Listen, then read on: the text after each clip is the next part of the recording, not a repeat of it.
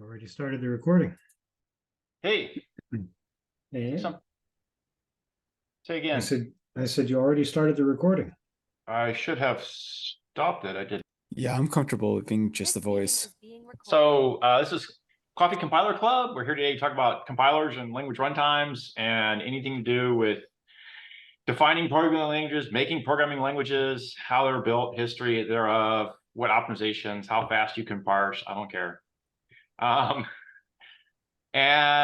we have a new person today, so I'm going to let him give us Adrian. Can you give us 10 seconds of why you're here? Sure. I'm a software engineer working usually on consensus protocols and stuff, mostly with Rust. And on the side, I got really interested in operating systems and HPC stuff. And I kind of fell into this massive rabbit hole where I wanted to, I don't know, write a very efficient database and then start writing very efficient low-level networking code. And then I figured, I think it's better if I just make everything a unikernel. Then I figured, I think it's best if I just implement my own operating system because, these unikernel abstractions are not so suitable. And obviously I need my own programming language for it because, I feel like this is kind of common. So I don't know. I feel like I usually like to stop at the hardware level. So I don't like to actually synthesize my own CPUs, but right. Yeah, you're in good company here. Stopped at compilers.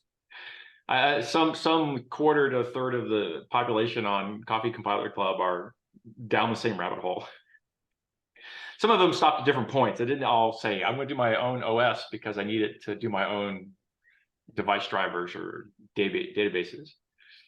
So you have a company. My experience, your life will be easier if you want to do either a performant database or a database that's about distributed consensus. Yeah, doing both of those at the same time is fine. Interesting. Yeah, fine. Yeah, it is. It's much more interesting to do it at the same time. There's our matching color-coded shirts. But just to be clear, you have to first define what time means in a distributed system. You'd be surprised how far you can get with causality and decide, A causes B is nice, time is right. Yeah, H2O went with that route. It's all causality. It's all relative. We don't publish an absolute time. Yeah, I like to tell people that the only difficult thing in computing is ordering. Everything else is comes. Yeah. And that's particularly true once we got threads. Right.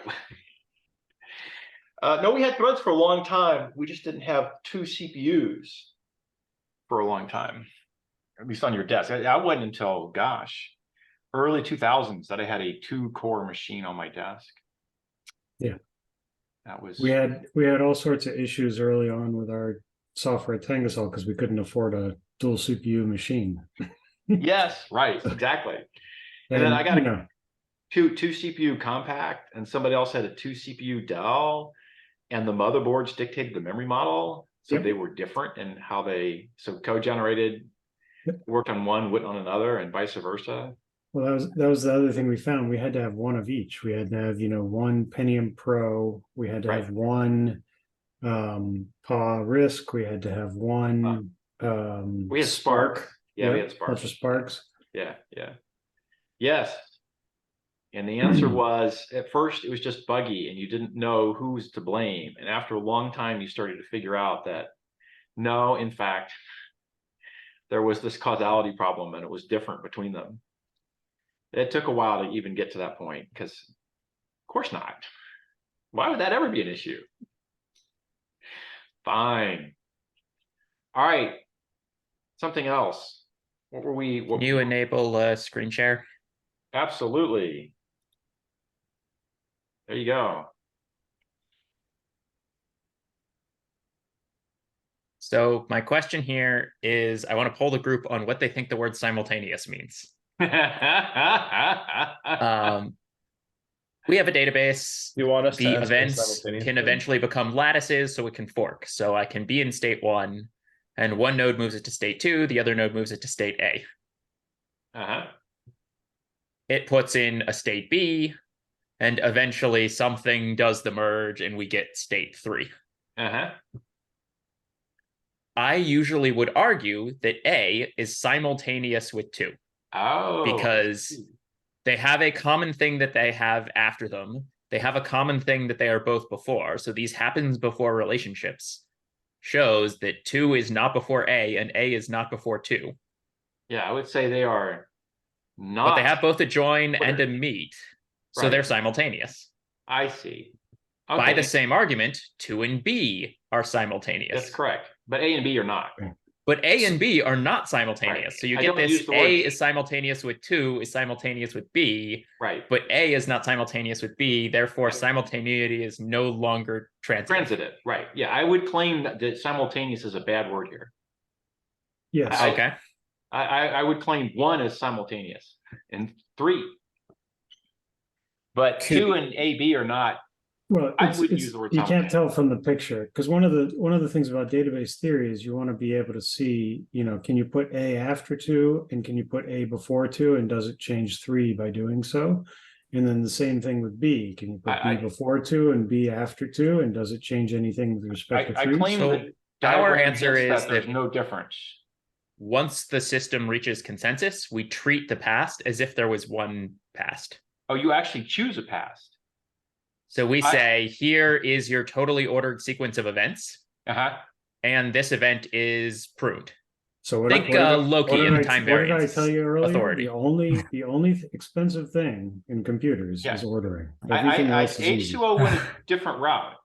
I guaranteed that when you hit 3, that 2, A and B were done, but I did not choose an order amongst 2, A and B. Never. I would say that 1 and 3 are atomic. Yeah. They are units of work that Right. Yeah, Are- something happened at 1 and 3 that Well, you actually, declared. actually, from the picture, I would argue that 1 and 3 in this picture are probably snapshots, Yeah. and 2, A and B are probably the transactions. Oh, So 1 is a state of the database, 3 is a state of the database, and it transitions from 1 to 3 by forking and then joining. once you interesting. I have a So our different goal take. is to make it look linear. But Should usually see- the order in which I give this speech is simplest data is immutable data. The number 42 is the number 42 easy. It just is. Yeah. Semi-immutable data. Here is the SHA-256 of the number 42. It's only got 2 states. It's either the number 42 or it's I don't know. Yeah, okay. And I can go from I don't know to 42. Like if I'm holding a hash and I don't know what the hash is of and you hand me a string, I'd be like, now I know what the hash is of. And if I Right. delete that string, I go back to not knowing what the hash is of. So I've been calling hashes semi-immutable data. Okay, Because I do one-shot transitions for a lot of these things. You're an A, then you're a B, but you never go back. Our goal is to give people a mutable handle. I have this handle. There's a complicated distributed system. At any Yeah. time, I can look it up, and I Yeah. can do an as of query. So there is some sequence of states that it took. And if I say, okay, give me something back, it says, okay, here's the version number. And there may be new versions later, but like as of some Okay. point, this was the official version. So H2O said, I have a memory. It's distributed and shared. It behaves like the Java memory model in all situations. But that means if you do racing reads or writes, you get racing reads or writes. But if you do volatile-like reads and writes, you get the volatile ordering. And But we it also could means you make have no that- time travel. You we can't could say make run it- this query on the database as it existed as of We- midnight last night. No time travel. That's correct. It only monotonically moved forward, but in a well-defined way. You never. We could make it efficient under basically all circumstances, unless multiple people were doing read, modify, write on the same key. It turns people out were- that there's a big difference between the way you do analytics and the Yeah. way you do OLTP. No, it's fine. No, I can't roll backwards in that model. That's correct. Yeah. Okay, fine. So I have a question. Whereas in this about model, this. you Yeah. let state diverge. I have a But question. the Hang on, goal hang on, is let me go- eventually hang on. you reach finality. Aaron, let's let Derek ask. Yeah, I have a question about the lattice that you showed at first, and Down is to your idea that you want to be able to take those pieces which you're saying, well, maybe we could call them simultaneous, which is the group of A, 2, and B, and A and B are ordered, but in relation to 2, they're not ordered. They're not. Yeah. yes. So now, I have a question. Imagine that 2 is a transaction, and say it, I mean, it doesn't matter what it does. So say 2 is a transaction and B does some query, and it, if 2 had been in the same path as B would have gotten a different answer. So, Okay. you know, 2 added a person and B is saying, you know, I claim that this, memoizing how many people are in the system. So this is valid and everything, it's fine as it is. But if you put it into some total ordering and you Yeah. put B after 2, No, now you B can't. has become invalid.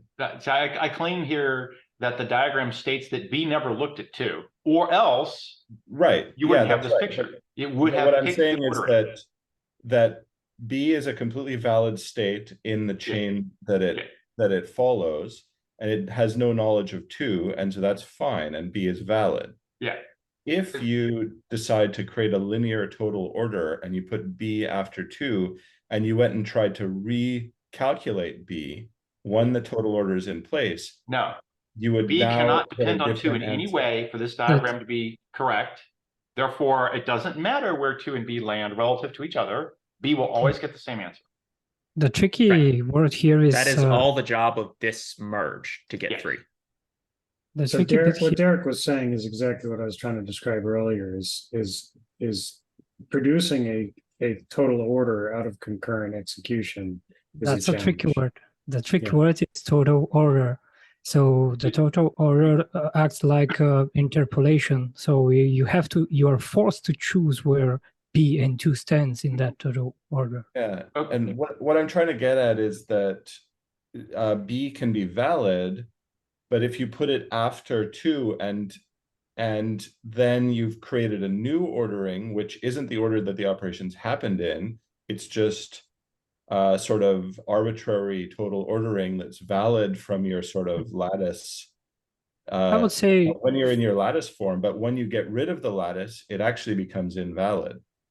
Because I would say sorry, Uh, okay. Go ahead. Yeah, I have a different take here. B does Okay. not depend on 2. Therefore, the order is free to be chosen. You can choose any order you want for 2 and B in the total linear order. B does not change. Yeah. I would Imagine say that when you record these changes in state that result in this lattice, you also recorded the command that got you the change in state. Sure. Now, maybe that's something that you just shouldn't do, because in that case, you could say, oh, I want to review to see if my command was correct. Maybe I've fixed a bug, or I want to. Right. I And would say you that is with a the total choice of the order. implementation.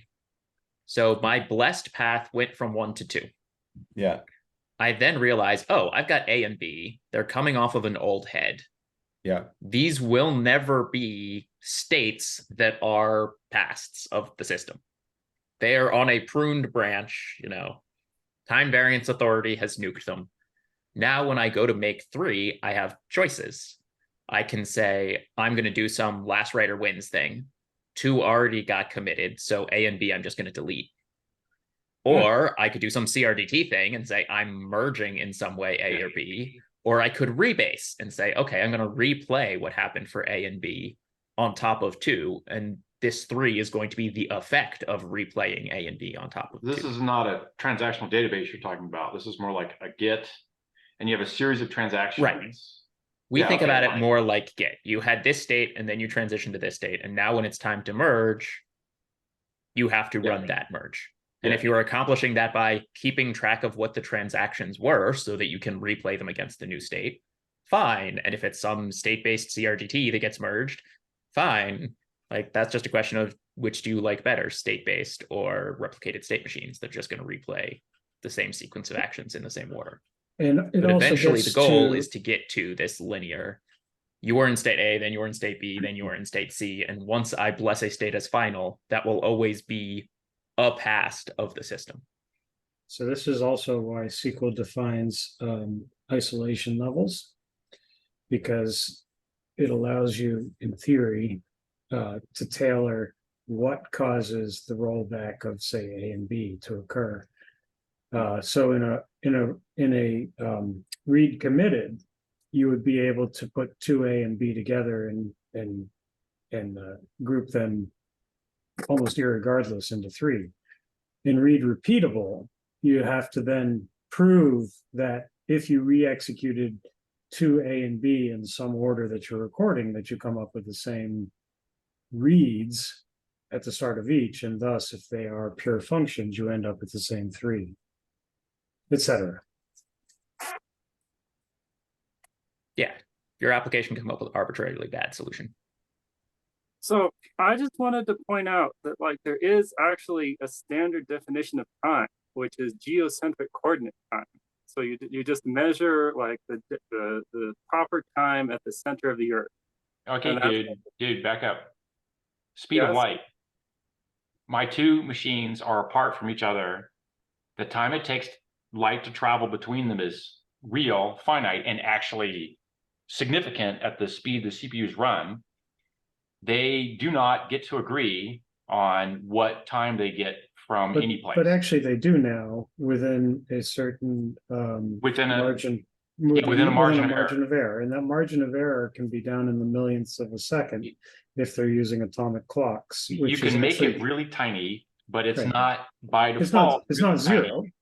Yes, on standard server hardware, it is. But it can't be zero no matter what, because you're digitizing, and therefore you're wrong. Yeah. Sorry, like Yeah. time Yeah. is not something meant to be understood as a kindergarten understands it. It's a good place to start, but it's a bad place. Or as to anyone assume. else understands it for that matter. Anyway, I'm curious, Adrian, what is the sort of mental model that you're looking for with your, you said you like consensus. I mean, I don't like it particularly. I'm more interested in compilers. But yeah. I mean, yeah, I'm mostly also like when I was talking about like database stuff, I was actually mostly interested in the internals of the networking part, and mostly because I was first of all curious how like in-memory databases deal with like large numbers of connections and stuff, and I was curious about asynchronous programming and these asynchronous interfaces like IOUring, and just trying to get to the bottom of those things. And, that kind of led me into the whole. I was particularly interested in building an in-memory key value store, and In distributed system version, H12 actually, is an in-memory distributed key value store. Yeah, I was. I mean, I personally was just interested in trying to get the maximum out of a single machine. That's kind of like my obsession. Yeah. Anything that touches definitely had those moments where it's like, I want a language that gives me all this nice memory safety stuff. Yeah. But I also want to write a ring buffer. Yeah. Oh, ring buffers can be done in safe. But IO ring. Can they? How do you track ownership if every time you advance your pointer, like you own half the ring buffer and they own half the ring buffer? Oh, you got a producer-consumer relation. Somebody puts it in, somebody takes it out. Guy who puts it in gives ownership to the ring. Guy who takes it out takes ownership. I think that one's easy. I always end up falling back to reference counting.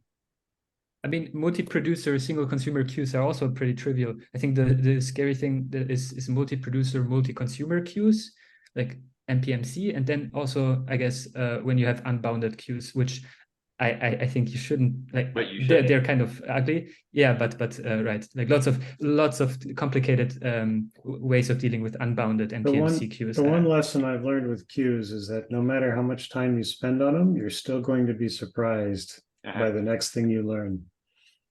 Okay, there's no such thing as simple. Here's my take on these standard way queues get used.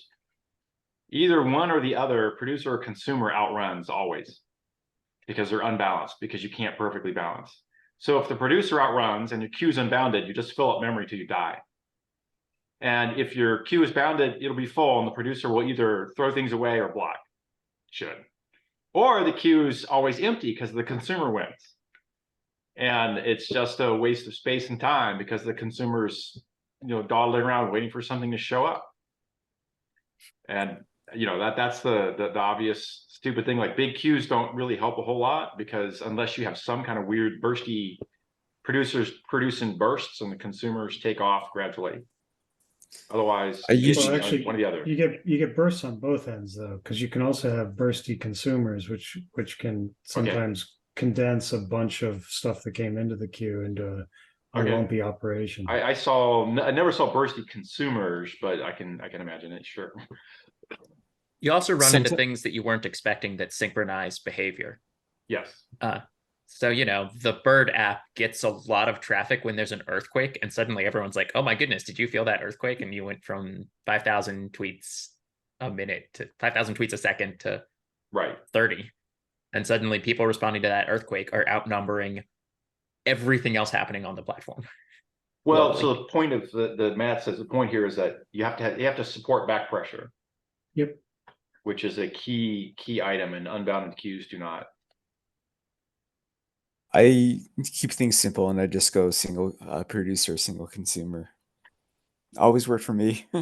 Sure. I mean, this is for bigger systems with lots more moving parts is when you get there, but you got a database taking requests from all comers like the Bird app. He's going to have some amount of queuing, depending on how. Well, in that case, I use an Yeah, actual database. back pressure is tricky where you actually try to get the clients to remember something for you. Yes, the clients have to remember. Yes. Like if the server says, I can't take your tweet right now, then your client better not forget that it's trying to send a tweet. Yes, the client has to handle the back pressure runs all the way through the chain, end to end. Yeah, so 20 years ago, we were hitting over 1 million transactions per second in a distributed key value store with high availability, consensus failover, all that stuff. And yeah, you can't do that with single producer, single consumer. Yeah.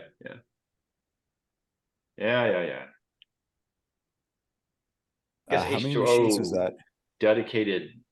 I actually dedicated multiple. It was the OS. We dedicated multiple threads hot spinning on UDP packet readers to keep up if you were in a high volume situation. But are there language and or compiler features that you think makes that less painful? There could be. This is one of these things where ultimately we opened communication channels, node to node, and we wanted to send things and receive them, and the channels were, I want to say, well typed but unordered. So you'd read a byte on the packet, maybe two, and you knew what the rest of the packet looked like, but I had to manually write the code to reinflate the packet. That was the H2O serializer deserializer hack.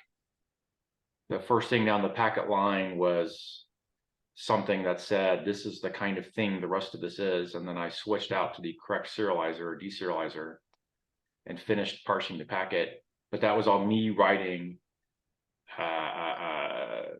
Java generated code to do serialize, deserialize. Whereas if I had a typed packet channel, I wouldn't have to deal with a bunch of stuff there. So Levo, to your question, it would depend on the app, but one of the busier ones I saw was the Betfair one. And they had between 30 and 50,000 bets a second on a single pair. So in a betting system, you have kind of buyers and sellers. Think of it like a stock market. Someone's buying, someone's selling. Same thing in a betting system, because the betting company never wants to own risk themselves. So they need to let their customers own all the risk. And so basically that would become a very hot thing in the distributed system. So they had hundreds of servers, but only 2 servers were hot, right? The one that owned the data that was actually having to do the ordering work that Aaron's describing, and the other one that was backing up all those operations. So for HA reasons. So even though the system could handle probably 10 million transactions a second, given the hardware they had, they were probably only pushing 150,000 a second, and a third of that would have been on one bet, on one one match or one whatever was hot at the time. That was one of the applications that Ada Lovelace ran on her Loom-based computer. What is that? Ada Lovelace was programming this thing that was sort of a modified auto loom, right? And it was a ropes and pulleys based computer. And one of the first things that got funded to build one of these super early pulley-based computers was, we have this horse track that's trying to take bets, and they need to recalculate the odds in my real time, goodness. because the longer it takes us to change the odds, the more risk the horse track owns. I have never heard this story. That's an amazing That was one of the story. first use cases of automated math. Yeah. Nice. Babbage was like, we're going to calculate logarithm tables for the world. Yes. And Ada Lovelace is like, or we could just make the racetrack the thing that makes them own less risk. That seems more profitable. They'll pay us. Yeah, right. Oh, interesting. Yeah, ENIAC came around to do ballistics tables for artillery. Yep. So some guy in the field in Normandy would have a fucking book. He'd go read the wind and the direction and the angle and the azimuth and all kinds of shit. And there's a number. He dialed it in on his side of his, angles on his gun. That was the joke at Georgia Tech Research, was there's always funding for saving people's lives or killing them. Yes. So Aaron, one other interesting thing in that app that I was just talking about is that every gambler would see some state and then make a decision on it. So they basically, your A-B transaction, they would basically kind of have to copy the A into each person's view, whatever their A was whatever the last transactional state they saw, because it was moving so fast that if you actually tried to update it, the app, like it didn't work from a human perspective, right? So basically they had to slow down time slightly so that a viewer, when they saw something, they could actually act on what they saw. And so in terms of a causality chain, you basically had a 50,000 spread of causality, because each one could see a different state and had to be able to act on that state for some period of time. Right. Yeah, it's an interesting game. If I ask you what are the odds on this horse race, and you give me odds, how long is that offer good for? Yeah, exactly. Because it better not be good for 24 hours or I'm going to get owned. And where they were busiest was the in-match betting, which is what they had introduced, where you could actually bet while the game was going on. And so, which complicated everything, because like one of the bets is who's the next team to score. Well, you've got people in the park with their phones, like, gambling while the game's going on. So there's a delay on the TV. So all these complexities that they had to account for. So the one that gets me is the autocorrect on my phone flipping his choice as my finger approaches the one that I see. Mm-hmm. And then there's no undo for that one. I have to like wipe out the misspelling and painfully get the first prefix in so it begins to So get. the iPhone actually figured this one out a couple years ago. It's hit or miss sometimes, but basically if you hit backspace after you choose the wrong one, because it snuck it in right under your finger, right at the last moment. Yes. If you hit backspace, it'll then give you the previous choice that was in that location. Which is pretty smart. Like I would claim the correct answer is that the button should go dead for say a quarter second, couple tenths seconds between flips.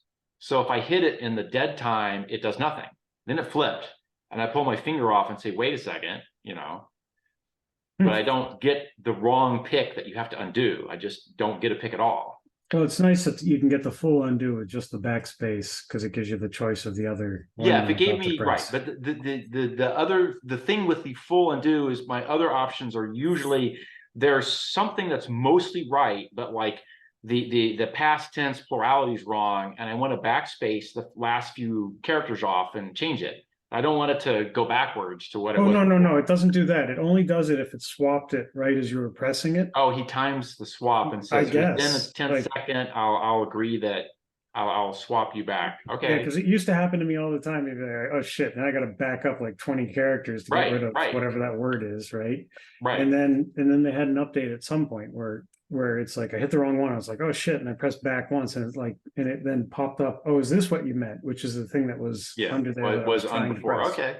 I'm still in the zone of I want to try the dead thing that doesn't, dead time where it says I think the dead thing is tricky because like for you it might be a quarter second, but I definitely have helped people with their computers where the dead time thing would need to be like 5 seconds. Okay. It's a you met my mom. Big. Ooh. Wait, it changed. Yeah. Yeah. All right. Are we done with phones? Next compiler topic, please. Yeah, let's do something else here. Ooh, How do we get on to causality anyhow? Well, some I mean, if you combination want to of stick with Aaron and Adrian. autocomplete, you can go with what happens after you hit the period in your editor. I know a lot of people who basically want to use an object-oriented pattern rather than a functional pattern because it allows them to type the object and then hit dot, and it tells them what's on that object. Yeah, what property it has, so you don't remember all. And it's sort of a funny reaction of like, if I want to have this object and say, okay, what are all of the functions I could have put the symbol before? Like, what are all the things I could have passed this into as the first argument? Is very hard for me to ask that question, which is sort of a weird fallout of the syntax of the languages. Yeah, dot is definitely. Why should it be a easy to look silver up all bullet the for methods IDs. and hard to look up all the functions for which this is a valid first parameter? Right. So you should look up UCFS.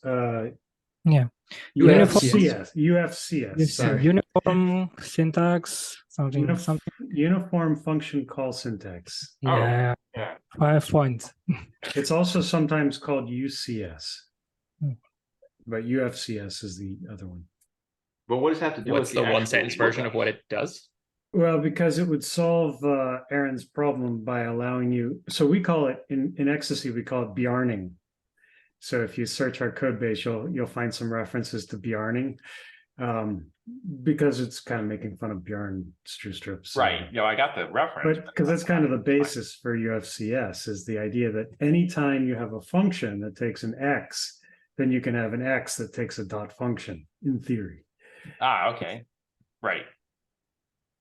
Well, the real solution is GitHub Copilot, like, any sort of thing that uses a big language model. Well, you should ask ChatGPT to run your GitHub Copilot. Actually, you've got something there, because if you could put like two ChatGPTs together where they don't know they're talking to each other, and then like ask them the right question, you come back and Strauss-Scott will be done. If 1,000 monkeys type, will they all get Strauss-Scott or Shakespeare? I don't know. I do have a question about Strauss-Scott. So I was trying to figure out how to explain term rewriting. And so I asked ChatGPT and he was like, oh yeah, this is how you explain term rewriting.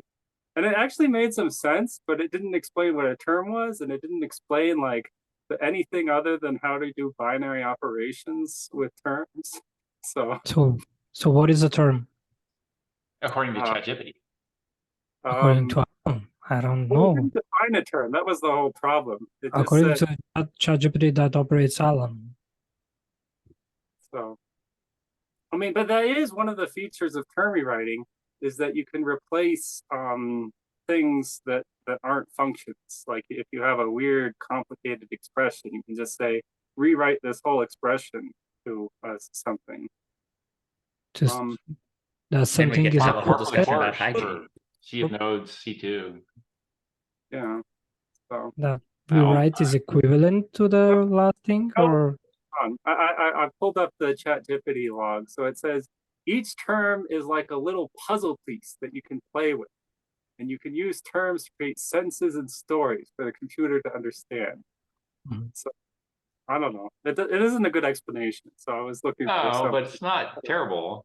is not. You just said it's you have a not- bunch of it's connected nice pieces analogy. that only connect certain ways, and then you can reshuffle the connections. The puzzle piece was it's a spot on.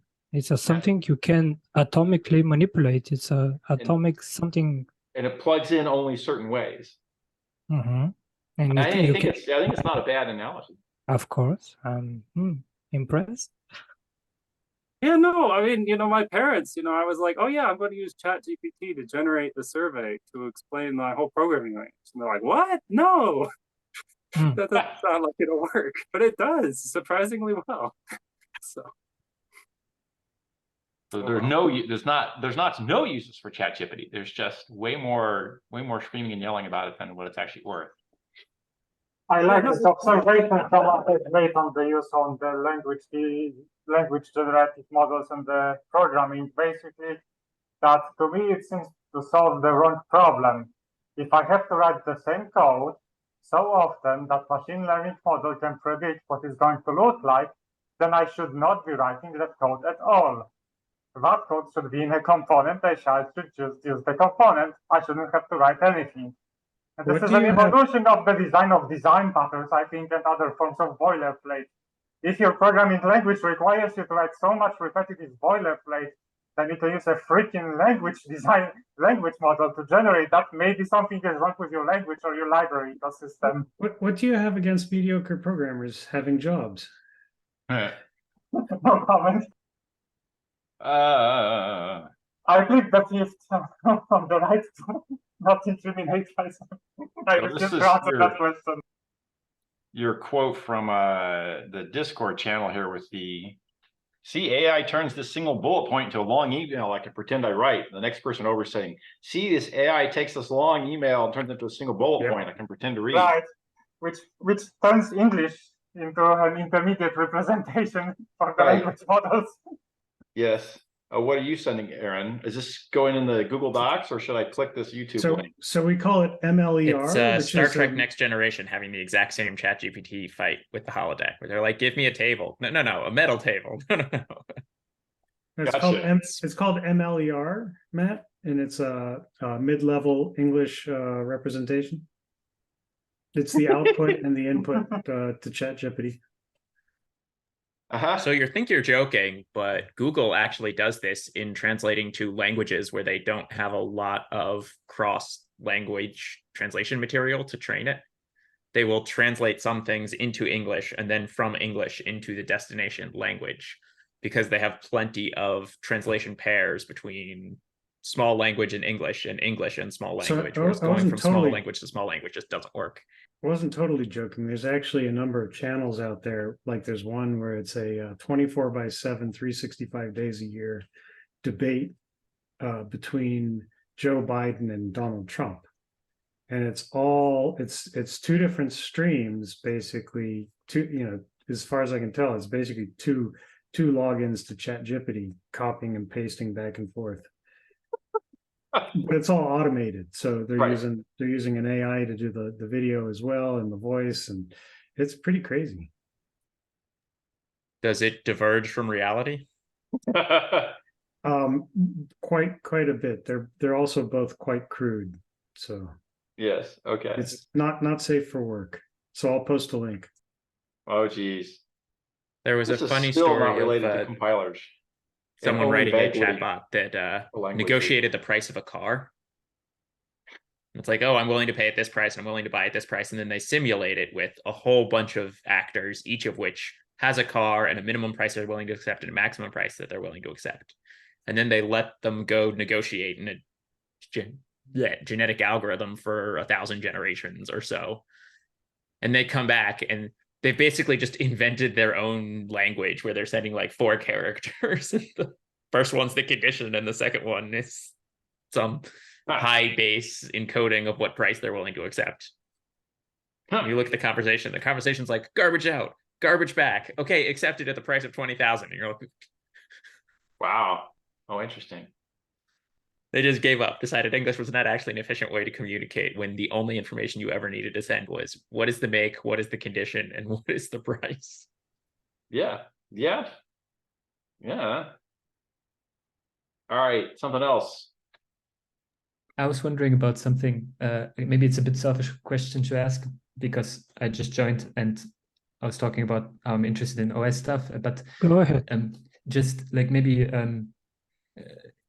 I was curious, like what kind of language features would be like very suitable for a language that is only focused on operating systems development, like pure system software, and with no other constraints, maybe no constraints for application development. 1997 C. Linker scripts. Your language should not require linker scripts like the GNU linker. Yeah, you should be able to do things like positioning yourself in a particular piece at a particular address in physical memory, or virtual for that matter. Right. I guess also like what I've thought is like, I guess bit data. I mean like very precise bit fields is quite. The thing is like with C, it has problems with. It shouldn't have as much undefined behavior as C. So C is actually not a good systems programming language today in many ways. It's just maybe the best we have experience with a long period of Yeah, I time. was throwing it out as But a joke. given the amount of undefined behavior in C, a lot of existing, well, for example, Linux doesn't really use C. Linux uses GNU-C, which is a very different programming language than ISO-C. For example, it disables the strict alias analysis, which is used in the standard C because it often is necessary in Linux kernel to have the same structures which are of different types pretend to be a different structure. It's actually how you implement object-oriented programming. Can you throw a link out? What did you call that? I didn't hear that. Strict alias analysis is disabled in Linux kernel. So it's using GNU extensions. It's using specific version. When you compile with GCC, you do not pass std equals C99, for example, but you pass std equals GNU99 because you want to use the GNU extensions and you disable the strict alias optimization. Well, I guess separate, same topic, separate feature would be inline assembly. Some reasonable, easy. Right. I also had the feeling that maybe inline assembly could be made a bit more like useful or a bit less awkward to write, because I mean, like sometimes you have these multi-line strings and then like, I don't know, the syntax, like the little DSL for like specifying which variables go in which register. I don't know. Like, right, you're hoping the compiler will register allocate, but you want to write the instructions outside of register allocation is the kind of the usual scenario. Right. Or maybe you want to write like maybe interrupt handlers or something, and then you want to be very specific about things. Maybe just being able to call assembly like blocks with a jump instruction could also, or like some variation of a call or a jump. Yeah. Actually, at the risk of want to jump on the right, not a call. At the risk of misquoting Brian Cantrell from talks I heard years ago, when they were trying to use Java to do more and more systems programming parts of the operating system at Sun, they were constantly getting tripped up because there wasn't really a clear way to express structs. There wasn't really a clear way to express arrays, and there weren't unsigned ints. Yeah, unsigned int was stupid. But why? What's the problem with arrays? Arrays have like a padding word in the front for the length, and that's it. Don't you get header bytes between every object in an array of objects? Arrays of structs as opposed to arrays of primitives. Arrays of structs you can't do in Java. That is correct. That's right. So you can have an array of ints, but you're going to get an array of signed ints. No, you get an array of ints in Java, and ints are whatever they are in Java. They're signed. Yes. So you can do arrays. You can do arrays of structs now with some of John Rose's work. Is that Panama or something? Oh, is it Panama? So that's my advice. If you want to make a language where people can use it for operating systems, there's a lot of things that are just memory mapped. The way this particular low-level syscall is, you have to get this 2K buffer to have all of the parameters that you're using to call this low-level thing into the hardware. Right. And then you signal, and then that hardware reads that block of memory that needs to have an exact set of bits in it. Yeah. So my advice is, even if it's not the primary way that you do namespacing in your language, it's good to have the ability to build a struct where you say, these bytes have this name, these bytes have this name, these bytes have this name. As a language an array where you can sit there and say, literally stamp the same thing as if I just have a struct with the same field n times. As a language feature, this is basically control over data layout. And there has been some work to do that even in functional programming languages. So you can do this as a language feature. Right. My thing is, in a modern language, most of the time I don't want control of the data layout. Well, most of the time I just want to say, think about the children. But think about order should the struct be in, whatever makes the call easy. But think about serialization and deserialization and communicating with different programming languages or even different services. Sometimes you already have some protocol that is standard, even a network protocol, and you just want to fit to that standard for interoperability. Network layout is not always the same as memory layout. Sure, but for high level, I think it's useful even for high level programming languages working at a high level of abstraction. I would say data layout is not a low level feature. I think it's an interoperability feature. For OSs, you're gonna definitely want assembly and some C, because otherwise, how are you gonna write some atomics or Well, concurrency? atomics are not C. Atomics and C are orthogonal. You can write C in atomics and write atomics in anything. So you want atomics, but that's a specific construction. Typically a CAS might be low length store conditional. It's typically a CAS. I mean, atomics are a language abstraction, right? Like there are like atomic assembly instructions, Yeah. but then there's the atomics semantics of the language. Like for Yeah, instance, that the one, C11 that's memory that's model. another one you have to be careful with. In the land of x86, your CAS instruction includes strong fencing. In the land of most other chips, not x86, CASs have very different memory model semantics, and there are serious performance issues that Intel pays their way through infinite engineering dollars, but everyone else doesn't have the dollars, so their atomics are weaker ordered. So if you want to have language semantics that give you the valid ordering around an atomic, you need to pick what ordering you're going to pick. That doesn't immediately cause all other CPUs, say an ARM chip, to suck balls when they do atomic ops. Right, that's a good point. Like, yeah, I think it's bad to just default to x86 semantics, or just enforcing them on the language level, like the very strong ones, and then, memory model is one of the ones where you x86 easily you can accidentally force an x86 as your only implementing chip. Has anyone done concurrency in both assembly and C? Yes. I only done it in C, but I just imagine that it's easier to write than assembly. No. I've done it in Java, done it in C, done assembly, C++. Is there an advantage to giving Assembly people is more intrinsics predictable. rather than inline assembly because the compiler can reason better about what intrinsics are doing and can't really reason about what inline assembly is doing? I mean, I think sorry. Well, I was going to say the inline assembly and the intrinsics are typically one and the same in the sense that intrinsics might have just a standard C style function call, but you would use ultimately almost identical syntax in the inline assembly, and they will all back into the same piece in the compiler. Also, as a compiler developer, I think you want to leave this option open to use inline assembly because you may not keep up with all of the hardware, especially if it's some new in-house CPU that someone is developing. They may want to test assembly right now. Yeah, my head on that one is I don't actually pass the high-level language through an assembler ever. And you're saying pass the high level through an assembler so I can take whatever the assembler does also. Well, LLVM has an integrated assembler in that there is no separate textual stage that is an assembler. You just run the machine code emission directly in the one compilation pipeline. Yeah, but Aaron's question was correct, which is basically all compilers that allow inline assembler give up pretty much every optimization at the point where they meet the assembler. Like, fuck it, I'm not storing anything. That's a very black box.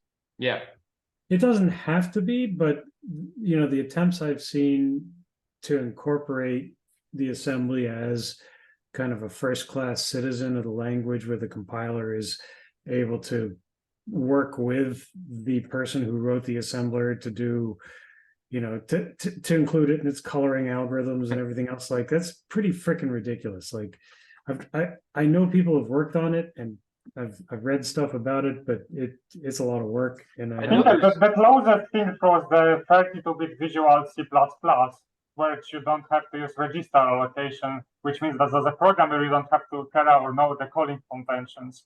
And even I think that is already helpful. You can just use inline assembly in Visual C++, very similarly to how we would use in Turbo C++. And it's far less work and far less boilerplate than the full GCC syntax, where you have to specifically say which register is covered in which way. Is it used for read? Is it used for write? That is a far less more work for the programmer. So there is some analysis you can do for the assembly that can be helpful. Can you repeat that? Which one was nice to write? Visual C++. Yeah, not GNU. See, 32-bit, they dropped the support for inline assembly for 64-bit though. And it's a lot of work. I mean, intrinsics too. Think about what it means to support AVX512. You need to add something like 10,000 instructions and 10,000 intrinsics for AVX512 support. Man, that's I don't how want many to there touch are. that. They'd all be auto-generated. It wouldn't be that much work. Yeah, if you have some kind of model that allows you, there is something like that for ARM, and I think it's maybe coming for Intel too, but Okay. But But you have far, to describe the properties of the intrinsic somewhere. But that's what I'm saying. That from the Yes. compiler's point of view, the fact that you have a 10,000 AVX ops that are all slight variations on each other, as long as he doesn't care the variation, he's just looking for encoding rules and register allocation rules and things like that. That's all. You can auto generate that shit. but there is surprising amount of manual effort so far as far Okay. as the implementation. But if is you concerned. expose such a level of constructs and such a level of details, so okay, that they will give you a power to write up systems programming, how do you remain composable at that level, Adrian? Did you think It's how a would good you question. be composable? Because okay, if you talk about such low level details, that's fine. That's you can dictate what the exactly CPU would do, but how would you remain composable in this state? Your programs to remain composable. They call I each mean, you other can with the calling convention.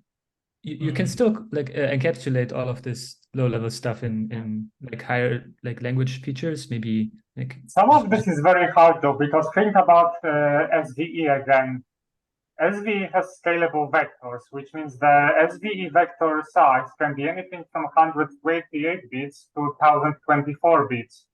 And that's actually fine if you support the intrinsic, but suppose you want to have a high level language which just allows you to have a structure that stores something of the register size, has a field that corresponds roughly to something register. And now your structure has changed because you cannot do C structures anymore. Because C structures have to have a fixed data layout, which means that if you put them in the array, you know how much size each object of this struct type is going to take. But now the size can vary at runtime because you can even select the register size at runtime, or at least it can vary depending on your hardware targets. Because Obviously, again, you JIT the code in the kernel. if you can JIT the code, you may have to rejit every single dependency of that code and on, but sure, it can rebuild the entire world every time. What abstraction do you see viable at this level, Adrian? Just curious. I mean, I don't know. Like I thought just you know functions and modules and module signatures like okay, that's an interesting word. What's a module to you? Module I mean just I don't know, like I kind of like the OCaml idea. Is that a trap? Is that an often asked question? It's scary. No. Okay, no, it's not scary. There isn't right or wrong question. We are not on an exam. That's tell me in your words, what do you envision a module is? I think usually a module, I would say, is a grouping of like it's a grouping of definitions of like data type definitions, function definitions. Okay, a module is a grouping of functionality. Yeah, and I mean, yeah, but I also like this idea. Is it more akin to a namespace, or do you envision some subtleties there? It's a bit like a namespace, except that you can like parameterize it with other modules, for instance, like, and so that's an interesting. And also it's I think ML style. Do you envision an ML style parameterization? Yeah. And also I think like I think it's kind of nice how Zig does it a bit. Like they don't obviously they don't have functors or anything. They have just structs and enums and unions, and all of the structs, enums, and unions, they can contain definitions inside. So they act as a namespace, but you can also parameterize them. I mean, you can build a language that has structs, unions, and enums, and that they themselves are modules that can be parameterized with something, and then you can like I don't know also have signatures that constrain these like these structs and enums and unions. So okay, I think that's okay, that's a perfect answer. Thank you. But how do you envision to eliminate this abstraction? So if you have such a low level systems, you want to eliminate all overhead, all abstractions. So I guess that is not really a design. Yeah, but the lowering here seems straightforward. Okay, the lowering. Things that in my head seem problematic would be if there's any state on the hardware you want to fool with that's outside the language spec. Yeah. The classic stupid example is setting the floating point operating modes on the old x86 guy, where sometimes it was round to 0 or round infinity or round to positive or whatever it was going to be. And different codes would set the flag and the OS wasn't tracking it on behalf and the language wasn't tracking it. And so you call some library, he fiddled the bits. And then you call a different library who expected it to be the default and it was the fiddled value and you got screwy answers. And that was because Yeah, you for were that- managing the state. Yeah, for that, that's pretty that's pretty ugly. I actually have not written enough OS stuff to like know how to like create good abstractions for it, because like there's all kinds of statefulness, and of course not only on the like CPU register level, but also on the like I think maybe with the statefulness of hardware, I would maybe be able to deal with it, but like with the like very specific CPU details, I think it becomes a bit more difficult. So you have to draw the line somewhere and make one more like the other in order to treat them all the same. So you have to choose some boundary in order to represent all the variation as one and the same. Save and restore the CPU function bit, which is too expensive for most codes, or don't depend on it, or go to some extra language thing, which is if you're fiddling with the bit, then you have to have something flagged in your object file that I fiddled the bit, and the OS or the compiler will arrange to have the bit get unfiddled when you're done. It turns out that OSs are actually quite a lot of work to build. There's I'm not sure if abstractions are a good idea with OSs since they tend to be very specific. You either use it directly or you just don't use them at all. Microkernel or monolith? Now you just heard you say, hey, abstractions like that, and that's like monolith. We're just gonna run it together and have it all be the single giant wad. Great efficiencies, but it's really difficult to plug and play device. I wouldn't count it really as an abstraction to be a monolithic or module kernel. So it's a way to compose, but yeah, all the Is it counted? successful OSs were monoliths. Yeah, so a lot of Windows- attempts at microkernels with plug and Yeah. play parts not gotten very far. Windows and Linux both talk about kernels, and neither one has one. Like Windows actually named one of the 3 executable files kernel.exe. That was part of Windows. Like that was a third of Windows. There was Windows user and GDI. Yeah. That's And part of what Linux- makes it hard when you say, so I want to write a language that lets me talk to hardware, but hardware looks very different. Yeah, so that's If you actually want another hardware thing. random number generator, that looks like a pretend register, or you want to start reading out whether the branch predictor is doing a good job. That's pretending to be a register. If you want to blink the LED that tells you whether caps lock is on right now, Yeah. that's a USB interface that you're trying to interact with. Oh, I So don't know. what- If you're trying to So- talk to the I think I have TPM, the- that's a memory mapped thing that I have says the old school keyboard plug. Maybe it's a The USB now. It's probably USB now. PS2? Yeah. yeah. So That's not what the old. The old was the AT. The AT Yeah. plug. I think I had the AT cord for many What- years. But I think what- now. what are you I'm talking about? There's no wires on keyboards anymore. Exactly. That's crazy.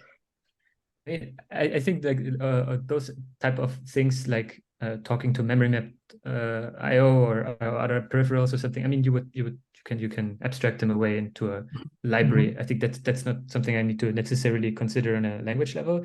But I do think some things are kind of tricky. So, for instance, I mean, C is made, I guess, I hope that's right, to be very portable, or at least the semantics of it are so simple, except for the millions of undefined behavior. But yeah, that you can port it easily, let's say, between So that's segmented a- architectures and like non-segmented ones. And but I don't know, I would maybe just stick with non-segmented ones, so that there would already be one like less constraint I have. I don't need to consider segmented architectures. Maybe. Well, you trying to write a particular OS or all possible OSs? I guess more something like that would rather run on servers than like very custom little low-powered microcontrollers. Well, Because yeah. you have C for that. I think I don't want Okay. to think about No, that's everything. fine. That's actually a good answer. It's just bail out on some set of possible things and shrink your universe or what you're trying to solve. Okay. I was thinking about Mark's situation there. I one of these startups was the IoT thingy, and in the dev room, I had 1,000 Bluetooth enabled little sensor devices, and all Bluetooth related things in that room would just be crushed under the weight of 1,000 blazing Bluetooths. So Bluetooth keyboards failed as you walk in the room. Mice failed. I had a wired mouse in that room, and that was my standard dev room. No Bluetooth, nothing. Bluetooth headphones for Bluetooth speakers, nah, none of that shit worked. Excellent experience, learning experience. But You should try focusing on it a again. small number of server It was not data that center long ago. servers, I think, is a good focus for writing a new operating system. Oh yes. I'm probably gonna make, if I ever get to the point where I'm generating something that runs, I will stare at layout. I think as a useful proxy for getting something close to, you know, either I can slap it over hardware or I can slap out a particular efficient flavored layout. And I don't know if I'm going to do object inlining a la Panama or not. That's a thing that floats around in my head. Are there any non-indie people trying to write an operating system? Because I haven't heard of one. Non what? Non-indie. Sorry, two people talking. I heard Right. either one of you. Levo, say again, third time. I was asking if there's non-indie, like Serenity OS is independent. So I was trying to ask if there's a non-independent. Somebody doing, well, I think some of these people have day jobs. That's a relatively recent system if you're looking for something different than Linux. That's developed by Google. Ah. Oh, it is a Google thing, but okay. What the hell? Put the link in the thing in the doc. Why? Why is that's front page is about as sparse as you can get. Huh. And you're It complaining? is Google's No. insurance No plan big in case they have announcement. to evacuate Linux A in a bit hurry. more on Wikipedia page. I haven't made it there. I'm just trying to figure out what they're doing that's new and different, other than it's new, which I can't actually see yet on their front page and their intro. Capability-based operating system, which probably is for the security reasons. It's primarily You can From- you can try concept. So the main concept principle, simple, secure, updatable, and performant. Yeah, but everyone says that about their OS. it's written in Rust. It is a microkernel operating system, and it's object capability based. Okay. It might be so Google can run a proprietary code on the proprietary system and not have to put the binaries on Linux. But I'm not sure. Well, okay, I don't know. So the thing that I've seen sort of non-standard OS is used for is I've got a little tiny micro device that I'm doing something with, and I don't want the overhead. I don't need the overhead. I'm writing whatever Raspberry Pi to control my art exhibit or whatever. And I don't need all the fancy. Well, Jim made it. How random. They've had some luck with things like running the YouTube transcoder pipeline on top of this operating system, where it's like, Interesting. Yeah, it right. needs to talk to the network on an HTTP 3. It needs to talk to the GPU to get it to do transcoding work. Right. Like, You you don't need a lot of operating system to say, here's this very basic application that I'm doing brute force work. Like, why am I running a cups printing server on my thing that's trying to do YouTube transcoding? That doesn't seem necessary. Yes. Okay. Right. Fine. Does FFmpeg go through the GPU? Oh, if you're Google and you're doing YouTube at such. I'm going to say that scales, YouTube transcoder does its transcoding on the GPU. Yes. Yeah. I don't know. Every possible efficiency on the planet here. Does it go through FFmpeg to get to the GPU? Because I could have sworn I heard something like that before. I have no idea. I could tell you that we're using FFmpeg in 2005. Like, I don't know what they're using now. All right. Where are we at here? Something else. We were just not doing compilers today, no matter what we do. It's all good. I was looking at the old Discord. There was how fast can I lex and parse, which I think is actually turned into what's my bandwidth and not really what's my compiler. Is That's this related to that the talk was carbon pretty thing? interesting. Yeah, the carbon talk by Chandler. That was Yeah. pretty interesting. It was also similar to the Zig design with this data-oriented redesign of abstract syntax tree as one big array. I think that may seem some more use. It's actually very hard to do this with an existing compiler. If you wanted to fit in with something that is using LLVM, that's actually the point where it is going to be the most difficult. It's also probably why the target for the LLVM pipeline is only 0.1 million lines per second, as opposed to 10 million lines for parsing. Because you just have to use the data structures that LLVM uses today, and these are not one big contiguous array. Right. Yeah. These are right. Exactly. Yeah. One of the speed things that went with C2 was the IR was tiny. And that meant it fit in your caches. I don't know. I see a lot of other people's IRs get blown out. But his parsing hacks looks good. But I think you have to have a language that you can parse that way. You have to, you have to be. Oh yeah, that was a big point of the talk, that they were redesigning the language, Yeah. even the way that they declare the types and variables, and to have those leaders like var, xi32 with this var introduction or let, Yeah. to enable efficient parsing. That's what I'm guessing Carbon also has like forward declarations. Does C++? I'm not so familiar with C++. Does it have like do you need to declare everything in forward? Like Oh my does it God. resolve? C++ requires like 2 or 3 passes to parse because you can't tell how to parse until you've discovered some typings. Yeah, parsing is even tied with semantic analysis, because you may need to have some analysis about types in order to know how to proceed with your parse. Yeah, it's really non-trivial to parse efficiently. Wow. I would say. That's like go back to old C. There you can parse it efficiently and probably get something very similar to what he's doing now. I don't know if modern C would do that, but old yeah, C, even C had this Lexer hack when you were having to entangle Lexer with parser. So I did tiny C by hand. No. I was in my early 20s, late teens, and I didn't have a Lexer. So I guess I tangled the Lexer parts. I skipped the Lexer. All my life, I skipped Lexers.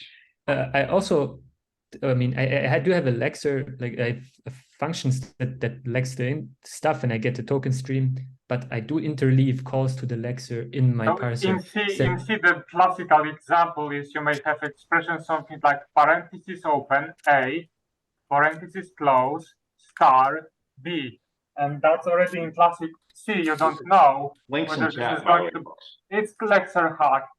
And you already in regular C, you don't know whether this is going to be first a pointer, or whether it's the pointer of class B, or whether it's going to be a multiplication of A times B.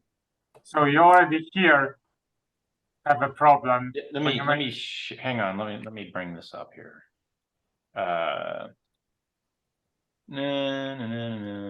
Yes. So the page is wiki page and links in the chat. It's a very straightforward issue. Given I just highlighted it, that do you parse that as A times B or cast the contents of B as an A? So is B a typed as something you multiply, or is it B typed as something you dereference? It's horrifying. There you go. I'm sure it's well defined in the spec. Oh yes. Oh yeah, and you don't need to use Lexer. So if you just write parser, you can just have parser handle it all. So strictly speaking, you can solve that. Sometimes it's unexpected to people who come from traditional compiler textbooks. Come from the tech. Yes.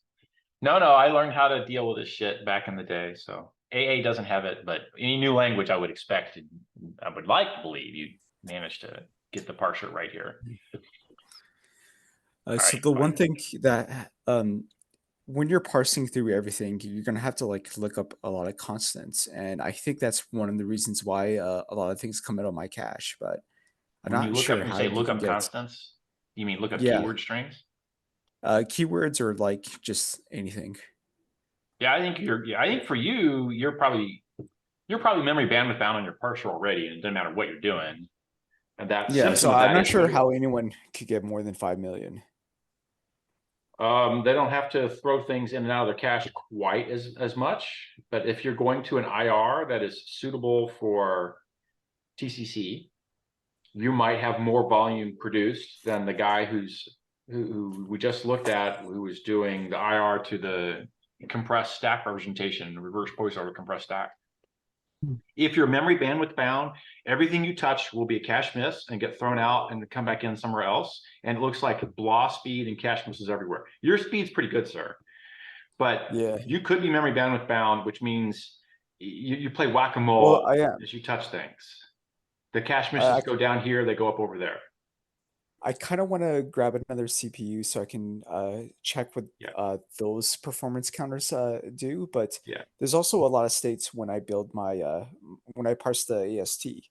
So I don't know, like between all the keywords I have to look up, all the states I got to keep, other constants that I'm looking at, and the token incoming tokens. I don't know. I don't know how anyone could get like that fast, and even TCC is like not that fast. So I would claim that you are well past the point of getting minor improvements. You've gone from watermelon picking I don't to cherry try picking. to. It's time to move on to other things. Well, I mean, I'm just saying, like, I don't think Carbon can get to 10 million or anything to get to 10 million. No, you have to look at what he's doing.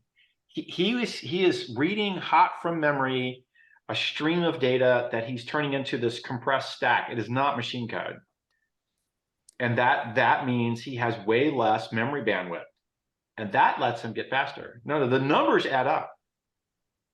But he's not generating code for those numbers.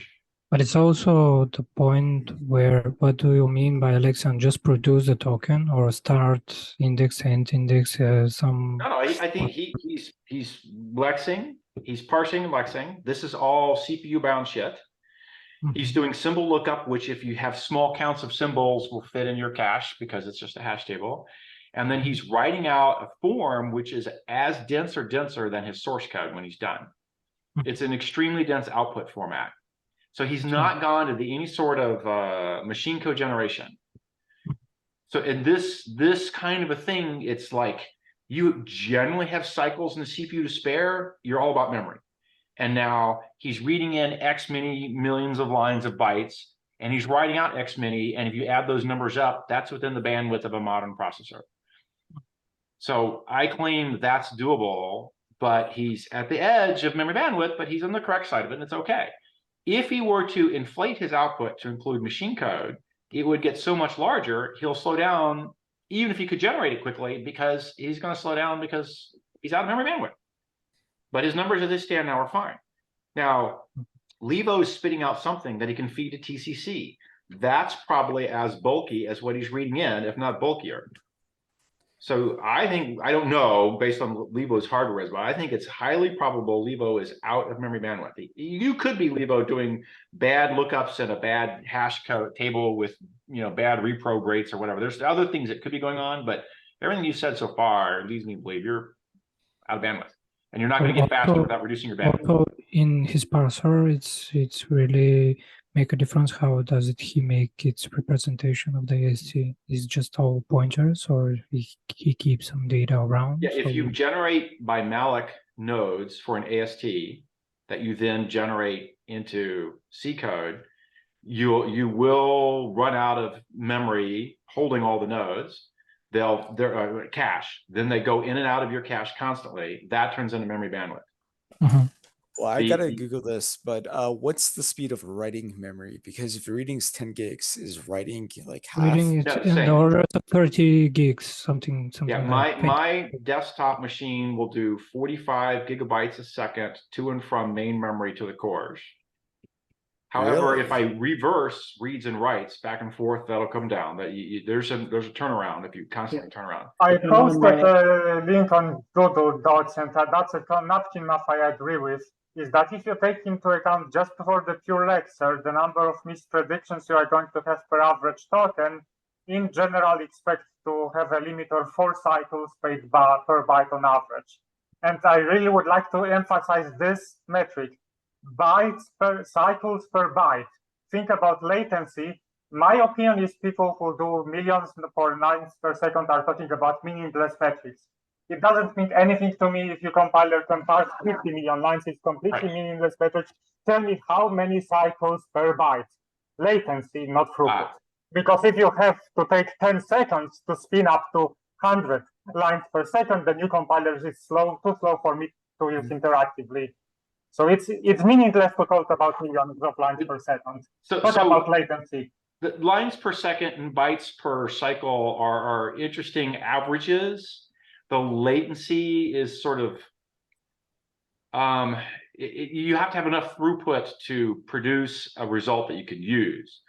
If you only can compile the entire workspace, everything all at once, you have no partial compilation, yeah, the latency is too long. As soon as you got big enough, you cared, you hated it. But if you're looking at little things and they come up and they go down, they're not going to take 10 seconds to get started because that's not how long it takes shit to get in and out of memory. But the latency of 4 clocks, I think you're really out of memory bandwidth. You missed in your caches, you tossed something out you needed, you had to go fetch it again. That was 300 clocks. You I know that 1/3 of my you didn't do on 300 clocks. You had tons of cycles to go chew through parsing. I have like about 30% of the time just waiting on memory, like back installs. Yeah, that's another hint that you're probably out of memory bandwidth.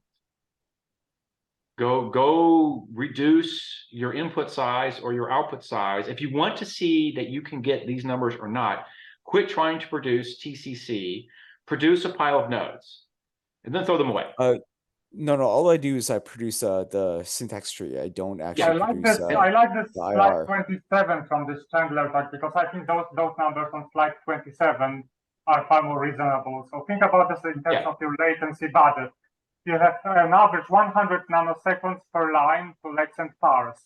So can you Lex and parse in less than 100 nanoseconds or more? This is the meaningful number. I don't care about, again, couldn't care less about throughput. I don't care if you parse 1 million lines per second, 2 million, or 10 billion. I couldn't care less because this is an average peak throughput that you will never achieve on a realistic program. But give me one line. Do you have it within 100 nanoseconds, yes or no? It's a simple black and white question with a simple black and white answer. That's the only thing I care about. And then for semantic analysis, you probably would have a budget of 1 microsecond per line. I claim that no one's getting that because the first line is always a cache miss. Well, the CPU prefetch kicks in. The CPU cache depends if you have L1 cache and L2 cache. On the first line, it's going to have cold cache. Yeah, you're going to have cold cache miss in the beginning. If it's sitting in my L2 because I've compiled it before, then yeah, it's okay. Just saying, if it's cold from memory, not disk. I think it's useful to pick some kind of average metric. Let's say an average program of 10,000 lines. So pick something bigger than 1 line and smaller than 10,000. Right, 10,000. And then whether this takes 100 nanoseconds or not. Right. So you were gonna exclude the first time cold cache misses. Yeah. So but I still think of this in terms of latency budget, not throughput per second. That's a real Carbon video expressed an amortized 100 milliseconds. Exactly. They're not giving latency either. They're giving amortized. Yeah, they're giving. Yeah, and you may need to do something like percentile plot. I think Jill Tin was pretty good about talking about latency in terms of percentile plot. What do you guarantee about latency of your 99th percentile, for example? Yeah, this is our. This is the exact slide. Let me hack the URL here. Yeah, okay. Throw that hack into the throw the URL into the Google Docs anyhow. But I think the answer remains there for you, Levo. If you want to compare apples to apples, don't generate code. Build your AST. That means you're allocating AST nodes. That's what I was talking about, allocating nodes. And time yourself. Then think about what Chandler did to shrink the size of his AST nodes. He shrank them a lot. Well, And he didn't he guaranteed them to be in sequential order so that the processor will prefetch as well. So that also covers a lot of latency. If you're using a SIMD JSON approach, you can cannibalize the input buffers. The little bitmap tokens are, you know, tiny, like 4 bits. Well, he's 8 talking about bits, parsing a programming tops. language, not JSON. But that I get, but still, if you want to frame the line endings and then frame the tokens, you know, sort of bypass the manual Lexer step with a bitmap. There, you get your quote ending, your paren endings. Right, You know, you're talking about open using close, open close. SIMD ops to chop up tokens. SIMD JSON basically produces a bitmap and does a little bit of counting instead of finding the end of the quotes, finding the end of the braces. It uses a clever won't way find the end to. anytime soon of some of the braces, but you find some of them short. Well, it says, you know, an odd number means it is in quotes, and an even number means it's out of quotes. Stuff like that. I'm saying I'm hand you a 1 megabyte function. You're not going to find the end in a SIMD op without scanning the 1 meg, and you can only scan it once, and you're going to do a whole lot more than just find the tokens when you scan it. So you're not using SIMD ops directly to go get the whole job done, but you might chop your input up. SIMD is aside from the fact that the bit mapping is the innovation there. SIMD is just the, okay. I'm saying if you're chopping up your input and you want to eat it as you go, so you don't want to find the balanced close, because that means you looked ahead to find the balanced close, and that meant you lost. You cannot look ahead. You must eat as you go. And then you build out a parse tree, and he builds it once in some internal structure, and then he walks it again. No, he builds it. He built it RPO. I think he built it RPO. Isn't that right? What's wrong with look ahead as long as it's finite? If you say I'm willing to look ahead no more than 128 bytes. Yeah. Okay. Yeah, I think this has gone way differently than what I actually do. So I just timed how long it takes me to parse a hello world, because I already had a syntax only support for like the longest time. Doing that, it's 3 milliseconds just to like parse and type check hello world. Okay. Yeah, 3 milliseconds. Just parse and type check. Parse and type check. It doesn't generate the backend. How did you time 3 milliseconds? I have no idea what you mean. Like, so if you just go say I'm timing 3 milliseconds, you'll typically get a whole lot of timing error and jitter and a lot of cold cache effects. So did you run hello world, just the syntax parsing, a million times in a loop and divide by a million, get 3 milliseconds? Or no. I used time in bash, and I just executed my program. I didn't do it within the binary. Okay, so go. So the problem here is that you're talking startup latency for 1, including whatever time does to fork your process. And hello world, if you're in a hot JVM running a jitting thing, would be way less than 3 milliseconds. So that time has like nothing to do with parsing and everything to do with launching your process and forking. Yeah, but I thought the question was, do I even have can I even do it within 200 milliseconds? Well, Matt was asking that, and I was translating to, in a larger compilation unit than just hello world, what's the average? Okay. And then we got into which Chandler talking about, 100 nanos average budget or not, and I think he is.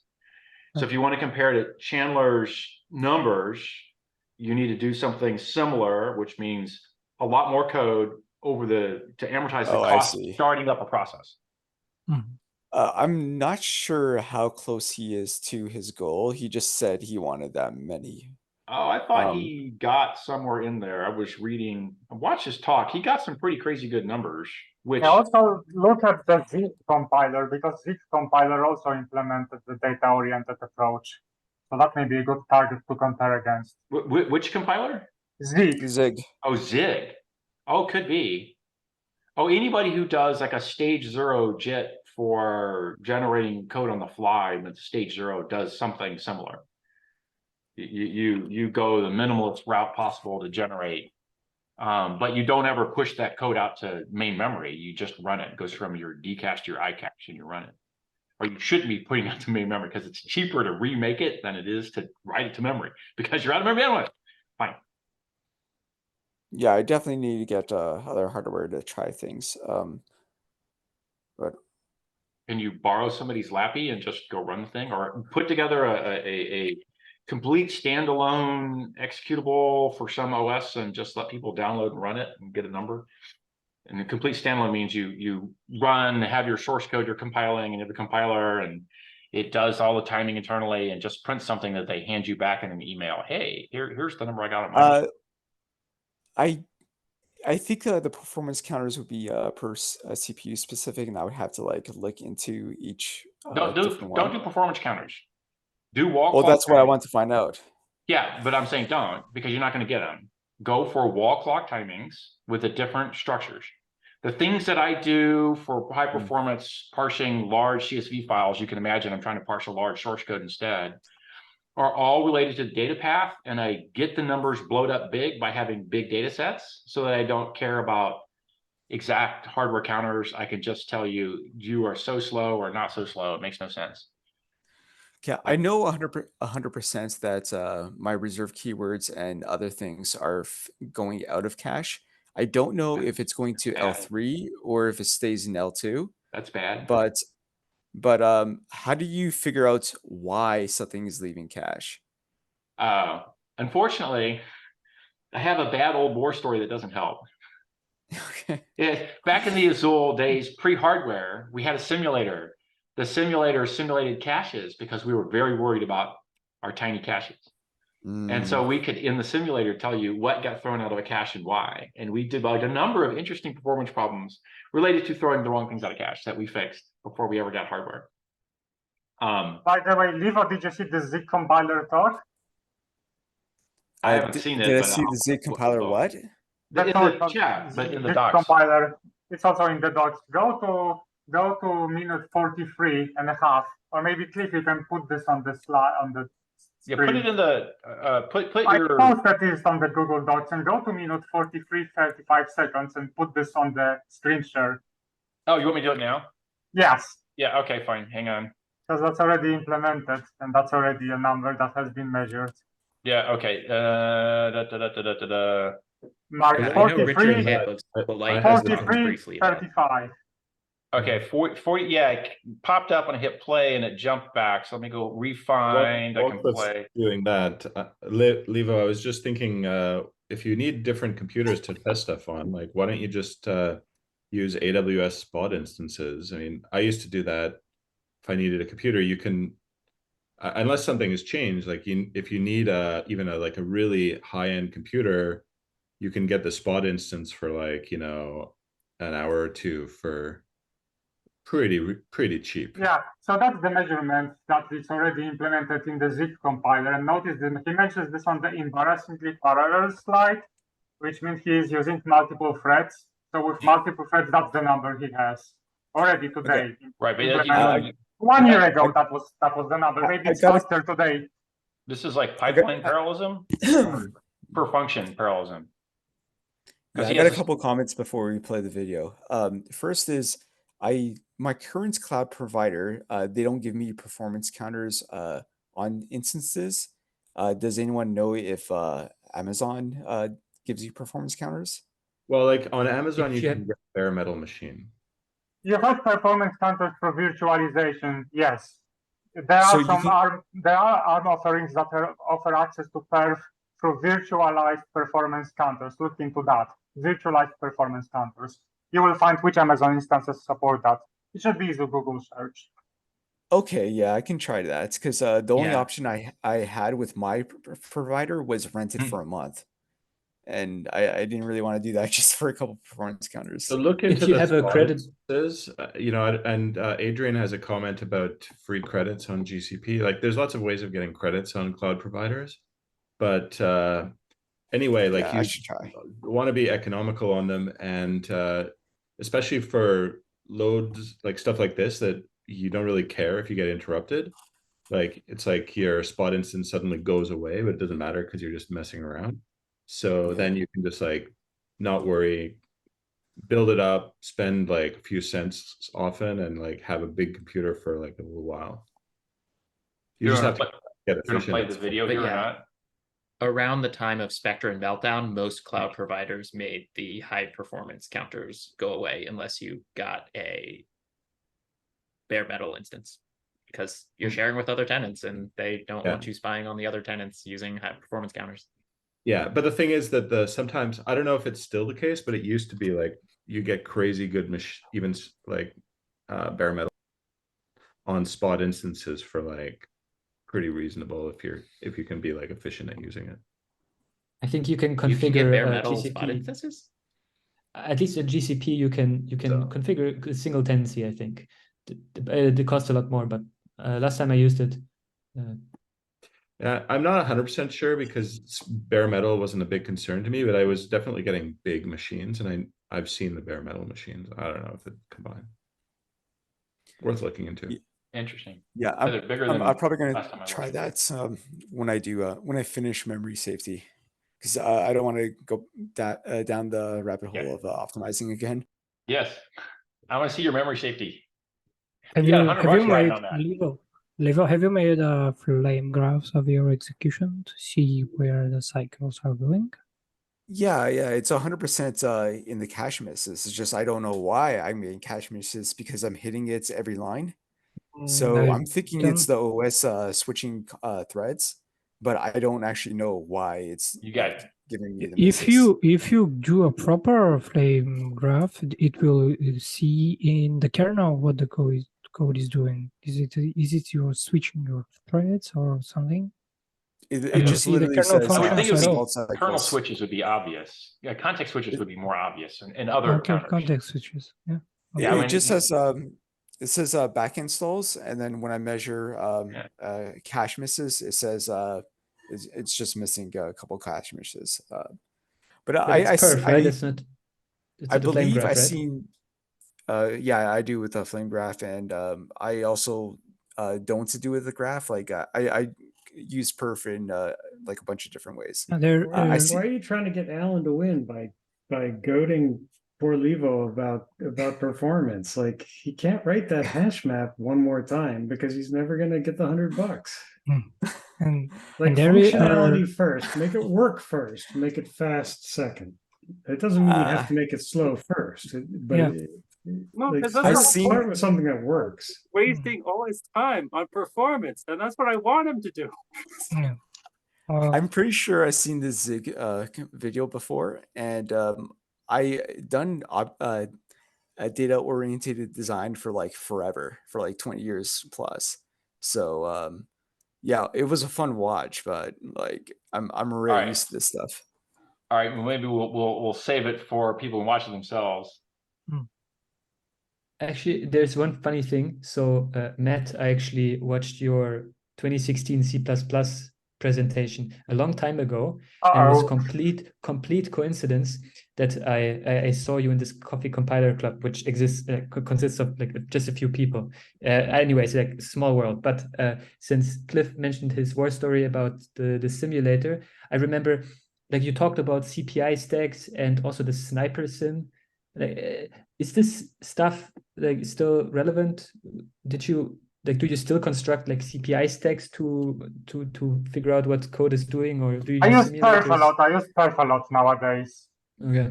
Perf performance counters in particular, I like what Intel is doing with this top-down microarchitecture analysis model, where you can basically go down through the counters hierarchically.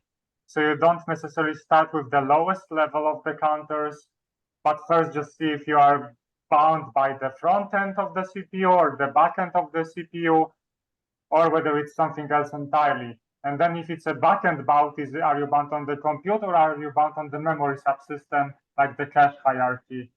I like this because it kind of avoids the chasing of multiple things that may not be your main bottleneck at the time. I wish more CPU vendors had something like that.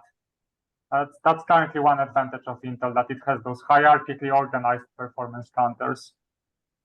And if you're on Linux, you can use KU trace. I haven't used it. You have to patch the Linux, but it presumably gives you all there is to see up to a 1 nanosecond resolution. So have anyone tried that? I will throw the link. Well, it has been mentioned several times here through the. And it's not dtrace, but KU trace. KU trace. Okay, let's. I put a link in somewhere. I never heard of it. Yeah, it's by a guy called Dick Seitz. It's the 12th link. You find a link and put on the doc. Yeah, it's So, in the so what's the value last link. proposition of this KU trace? Like, what does it do compared to perf? Or? It's a perf, I believe, is sampling the performance counter. Yes, but KU trace will give you a complete picture without any lost time of execution. The perf, I believe, it's sampling. So you can configure it how frequent to sample. I posted the link to this tool also on Google about the TMU tools, and from TMU tools you have top left. And that's basically top left is going to invoke perf with those hierarchical performance counters. There is a support in perf itself, but TMU tools is much more ergonomic.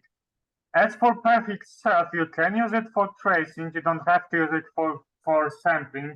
That also depends on your processor, but for example, Intel PT or Intel processor trace allows you to analyze cycle by cycle where the time was spent. And you can even have attributes to every single instruction, whether it was a branch miss or whether it was a branch hit.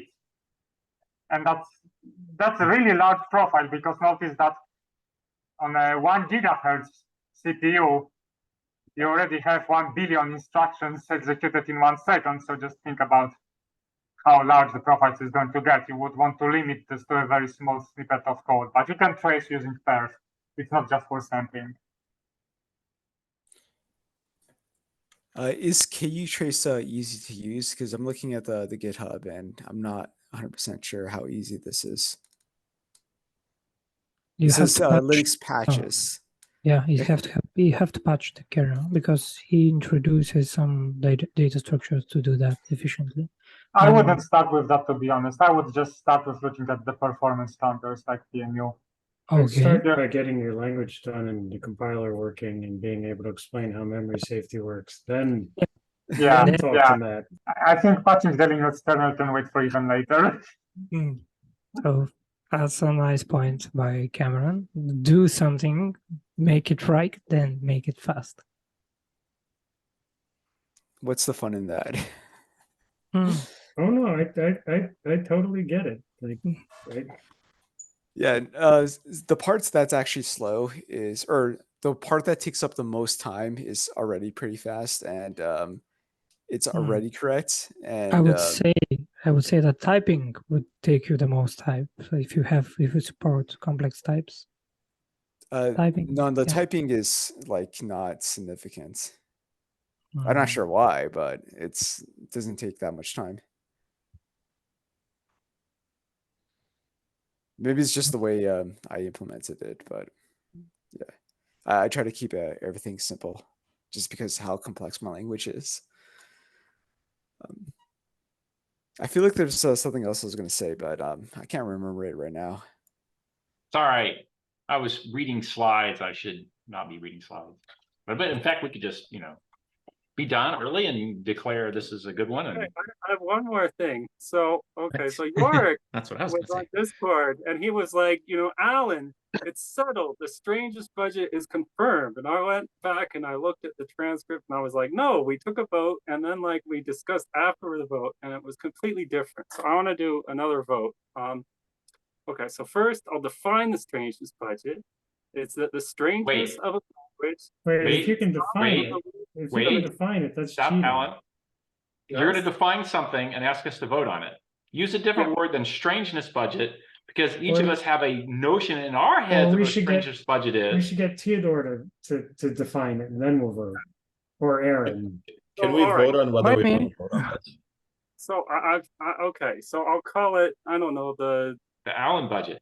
I don't know what a good Allen. name. We'll call it the Allen philosophy budget. hypothesis. How's that? The Allen budget. The You don't have to Allen give it a budget. name, describe what you want people to vote on, but we're not gonna Okay, call it okay. strangeness budget right yet.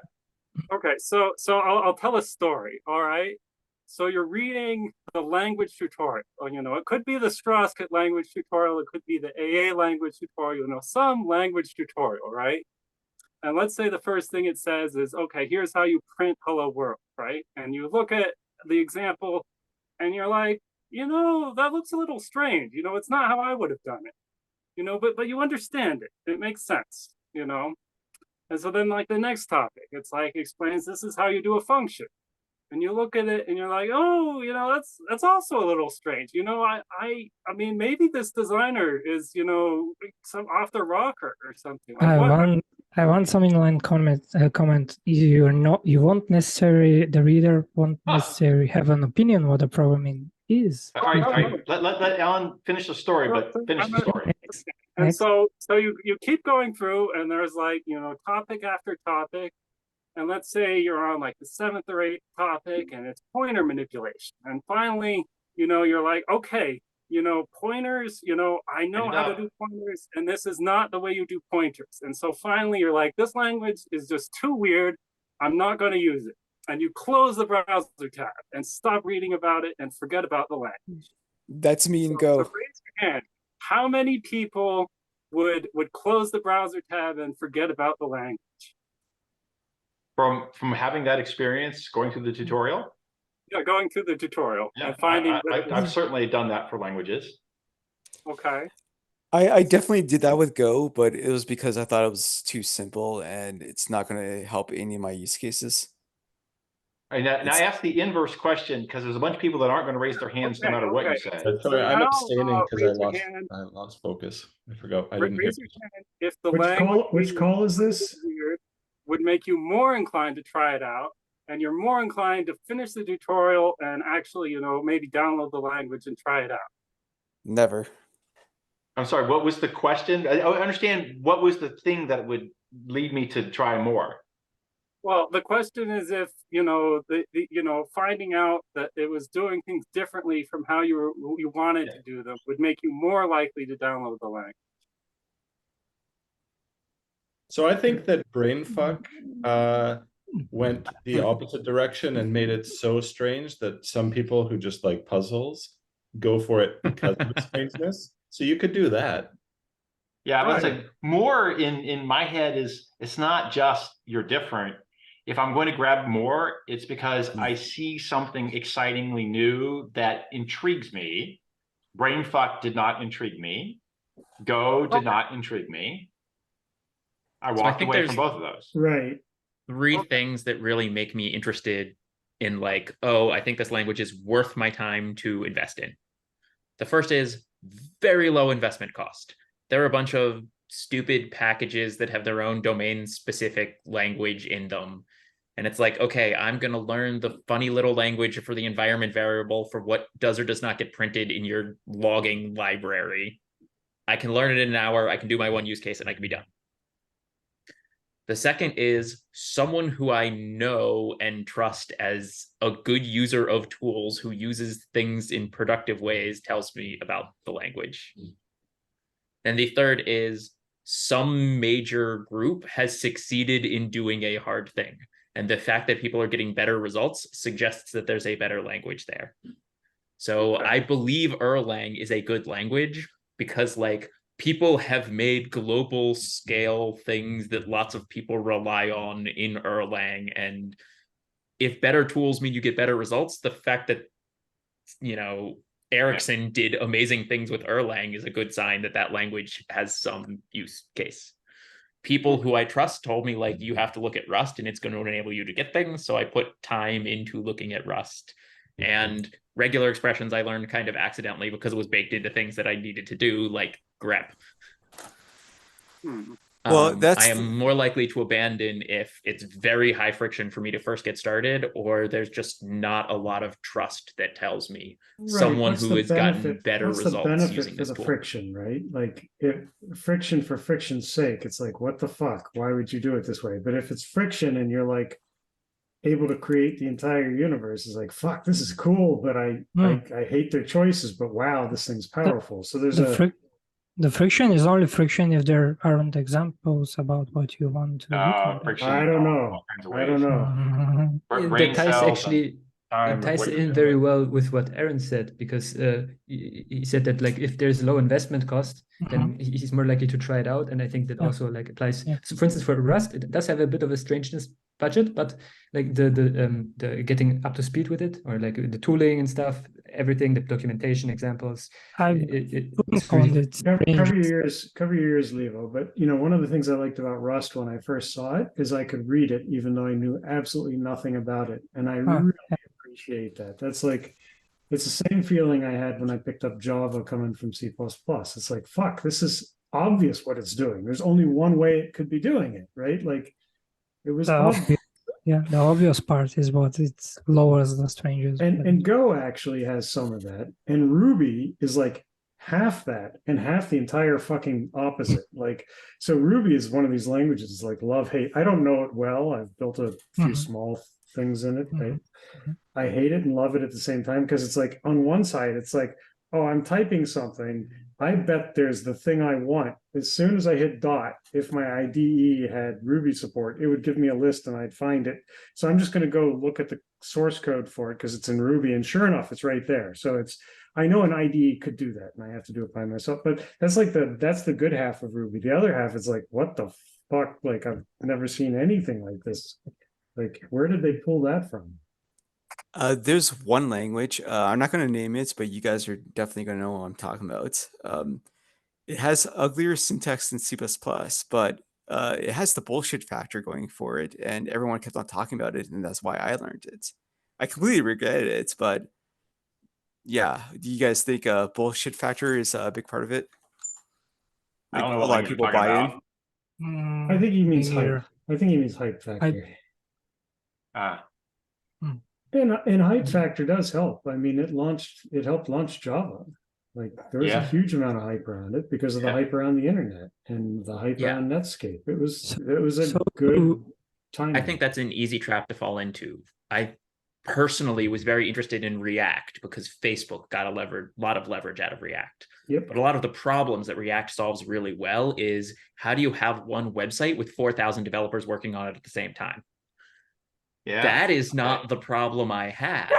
So it's very tempting to adopt React and say, oh, well, amazing people have done amazing things with this tool. But if the problem I actually have is not the coordination of very large numbers of developers, maybe React isn't actually solving the problem that I have. I used React for a while, or React Native. React was a huge step forward versus anything else. Yeah, I think. And it was doing. The only thing is that, but it was amazing. Using React meant that you were doing a single page app, which is a terrible decision versus just doing like a regular web app. So it's a trick question. React is definitely the best way to do a bad thing. Okay. Derek, you and I, man, I'm right there with you. All right. So one last question. So like, you know, so concretely, okay, so term rewriting for Strasbourg, you know, it's like, it's a really complicated feature to explain, to understand, to use, but like, and like everyone I've talked to says it's a weird feature. But like, on the other hand, it's really powerful. So like, you know, if you saw term rewriting in a new language, would you say, oh, a weird feature is, why would you do it? A weird?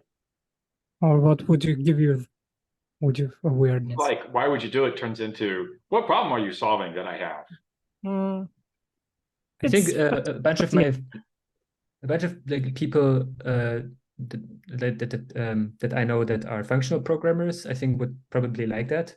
I would be a bit like alienated by it, probably because like my level of category theory or lambda calculus, or I don't know actually what branch of computer science term rewriting is even in. So yeah, I would be slightly alienated.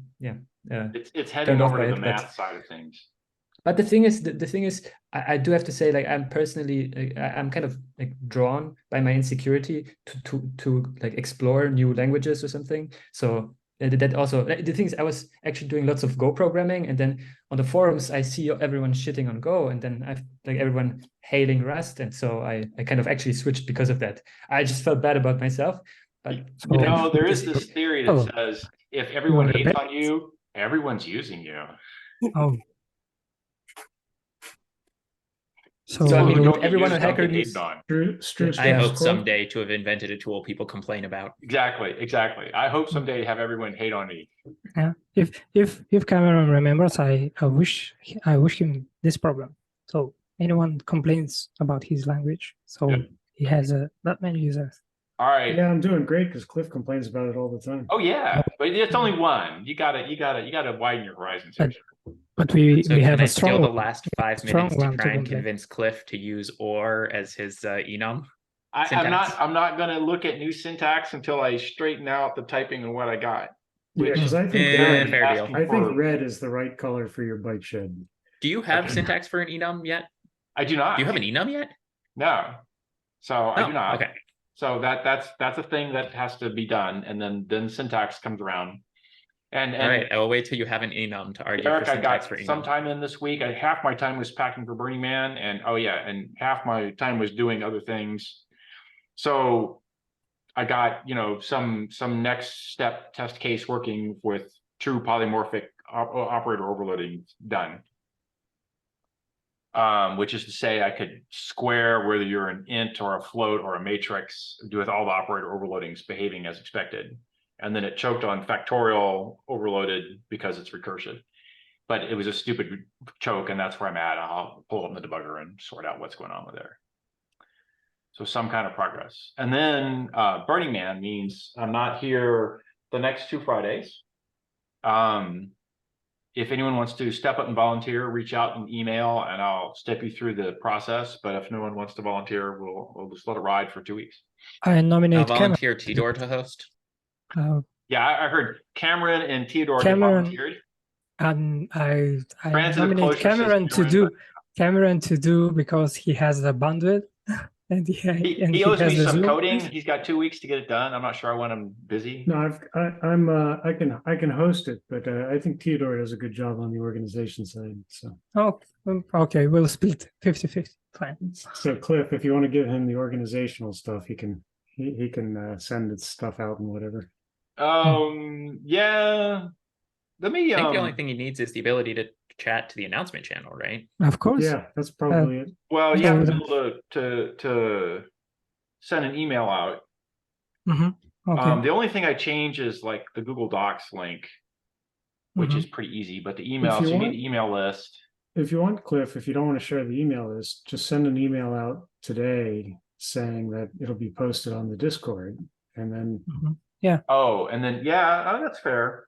Mhm. You can because just I mean run it everyone on the can get to the Discord. Discord, right? Mhm. Yeah. Yeah, just run it on the Discord. Fine. All right, And I'll that let way you you don't guys have to sort worry. That way you that. don't have to worry about sharing the Yes, emails. Adrian, you can get an invite on Discord. I'll do that after we're done here. And then it's not that I don't want to hand the email out, it's that there are several people who expressed interest that I not hand out Yeah, that's their reasonable. particular emails. Yeah, So I'm not. privacy is important. I believe the announcement in the Discord is It's probably fine. fine. All right, well, that's how it goes then. Well, I'll look forward to watching, CCC when I get back. So When I did come we back on ever grid. get a real definition for strangeness budget? Oh, I think we all talked about what our personal feelings are, but there's a lot of personal feelings involved in that. I wouldn't part express of a the strangest because I'm broken in a way, because when I try to I'm trying a new language, I'm trying to get to the ideas. So if I do something wrong, I immediately assume I'm do something wrong, not that is something wrong with the language. But as soon as I encounter something that is not consistent with what is done before, that start to count as a stranger's budget. It of course it's a plus if it sounds familiar. Of course it's a plus if I'm guess what it would do next and guess what it would do only by looking at it. So I count Stranger's budget that they are concepts that conflict with each other. So I count that as a strange. So if there is, Aaron, that would be whether JavaScript or not. I'll throw out a little definition for a strangeness budget, which is, the designer knows how it's been done before in other languages and chooses to do it differently. And it doesn't mean it's a bad choice. It means it's coming from that budget. Yeah. Yeah. Right. Okay, that's So you try. Yeah. One of my experiences with React was I had mystery failed to update widgets and screen parts because some silent callback wasn't being correctly done. And there was no connection. I lost the connection between how the parts worked. So finding and tracking down and debugging mistakes I made when using React would say that React kind of actually had a suck problem. It wasn't strangeness. There's definitely a failure because you were hands off on how you did a bunch of your screen updates. And that was both the good part was the hands off and the bad part. Oh, I would say for Aaron's, under some languages, it would be a compiler error, not a sig fault. Yeah, you have like 3 independent entities in React, right? You've got the state that you have to manage yourself. So you have to go pick one of 43 different open source projects to do that. Yeah. Then you have the controller side of it, where you're basically told, hey, someone did this, you can do your stuff now. Right. And then you have the redraw, which happens automatically. Automatically. That's the and you cheat, got to right? figure out how to tie the 3 of those together so you can change your state and it shows up on the screen. Yes. And when you figure it out, let me know, because I'd love to find out. Okay, well, I eventually got reasonable at it on a startup, 2, 3, 4 years ago, and it's gotten, those bits have rotted. But it was not easy, and it did not come obvious. That's for sure. When on the flip side, challenge. Angular never annoys me because I never use it. So yeah. The other problem with React is the bits rot within 2 weeks. Yes, that's the whole. So if you update React, just prepare to rewrite the app every 2 weeks. God. Mostly, it wasn't rewrite the app, but I had to debug the entire app. Were you in the conversation there at JCrete on the UI stuff? I was in one of them. Yeah, because these two guys that all they do is React. They write React in text mode and that's it. That's all they do. And when I finally asked them, I was like, well, how much time do you spend like having to update because something changes in React? Like just to keep your stuff working. So no new features, no bug fixes. Just to turn in place. Just to not lose ground. And they both actually independently came up with the number 50%, that they spend 50% of their time fighting bit rot. They had a better word for it than bit rot. Yes. Erosion, software erosion, fighting software erosion. Yes, but I have the impression that it's the same with LLVM though. No, if you're well too far ahead of tree. No, LLVM is different because it's every 4 months it does that. React, it's every couple days. Oh yeah, yes. But then when they break you, don't they break you in an epic way, like with LLVM? So then you spend 2 months fixing it. So then it's 50% anyway. Yeah, but it's 50% in a block as opposed to 50% spread out into microsecond. Don't hit the upgrade button. Don't do it. Don't do it. And then you end up, 5 years behind the tree. I don't know. It doesn't seem great. You get progress. Yeah, React was always, you had tons of bugs you had to work around, and you were desperate for picking up this one bug fix, but you knew the whole slew of shit would come with it.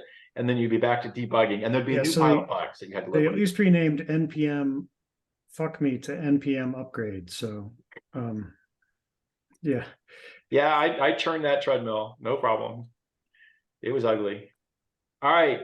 I'm going to say done. So you'll see me in 3 weeks, maybe. Have a good trip. Thank you, sir. Thank you all. Have a great time. Bye. Bye, guys. Bye bye. Thanks.